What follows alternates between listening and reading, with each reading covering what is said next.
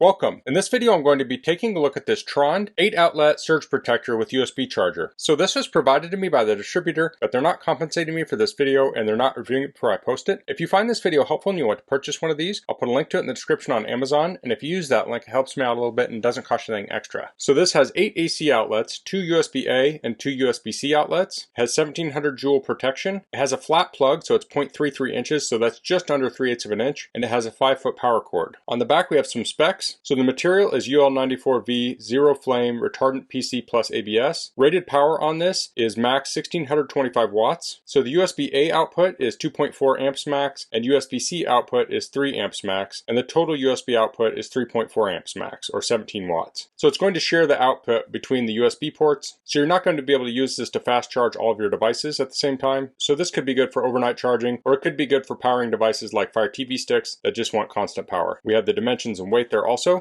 let's get this out of the box.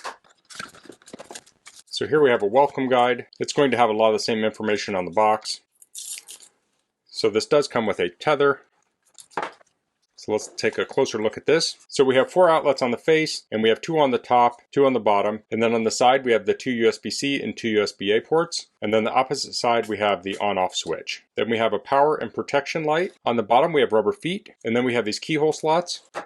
So this comes with some screws, and it comes with a drill guide to drill your holes. So I called this kind of top and bottom, but if you were to mount this, you would mount it with the cord down or up with these slots here. So you could mount this on a wall, or you could even mount this on the back of a piece of furniture. So if you have like a television console, you can mount this on there. You can plug in all your devices like TV, video games, things like that into this, and then just plug this one thing into the wall. So this has this flat cord on it, looks very sturdy. And here we have that flat plug. So you can put this in the wall, and then you can butt a piece of furniture right up to it. So it's not going to stick out. A traditional plug might stick out quite a ways. So let's try plugging some things into this. First I'll plug it into my power meter, and it's currently drawing 0 watts. Let's see if it's on. Let's turn it on. There we go. Okay, so it popped up to 0.7 watts for a second, then it went back down to 0. So the phantom draw on this is 0. Now it might be drawing a tiny bit of electricity. I mean, these lights are on, but it's not a significant amount. So let's charge some devices. Here I have my thermal camera. It uses USB-C for charging. So I'll plug into the USB-C, and I'll plug into this.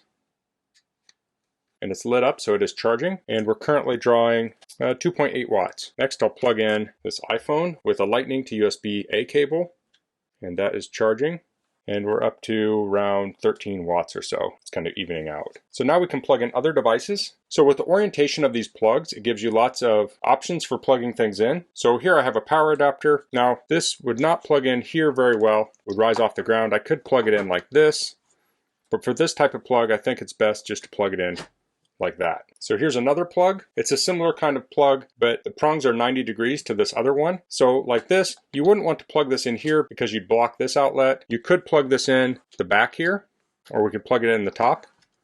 So I'll do that. Now both of these are non-polarized plugs, meaning the prongs are the same width. So you could plug this in this side too. So pay attention to your polarization, and you can adjust things to get the maximum amount of things plugged in. Now this is not made for high wattage devices. You can't plug 8 irons in here or something, or 8 space heaters. That's not what it's for. You should not plug any space heaters or any high output items into this, or really most any kind of surge strip like this. But these are great for things like electronics, TVs, computers, office equipment, and those types of things are generally low draw items. So here we have a standard kind of computer plug, and this could plug in pretty much anywhere. We could plug it in the top, or we could plug that in the back here.